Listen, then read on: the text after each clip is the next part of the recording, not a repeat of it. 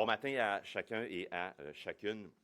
Vous allez me permettre, dans un premier temps, avant de céder la parole à mon collègue Monsef Déragi, de réagir au communiqué de presse qui a été émis ce matin par Air Canada concernant la capacité ou l'incapacité de Michael Rousseau de s'exprimer en français. On le sait, c'est clair, c'est dans la loi fédérale, la loi sur les langues officielles. Il y a une obligation, notamment pour le PDG, de s'exprimer en français. Il doit être capable de le faire. On l'a vu dans les derniers jours, son incapacité à le faire. Le communiqué de presse qu'on a lu attentivement, où il mentionne que malgré de nombre de leçons au fil des années, je demeure incapable de m'exprimer adéquatement en français.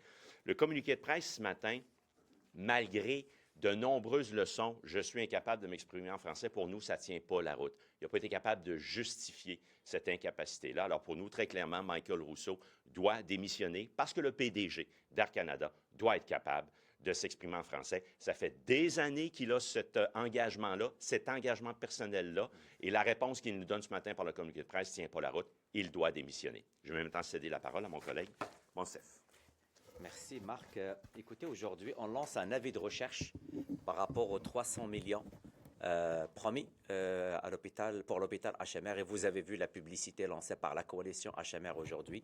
Une publicité adressée directement aux deux candidats à la chefferie de la CAQ, Mme Fréchette et M. Bernard Drinville.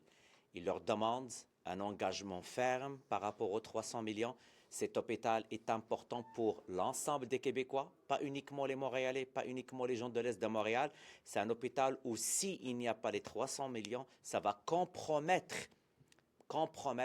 l'année de lancement de cet hôpital et ça va compromettre les soins qu'on offre à la population. Donc l'avis de recherche est lancé et j'espère que le gouvernement va enfin dévoiler où ils sont les 300 millions dans son budget qui vient d'être déposé.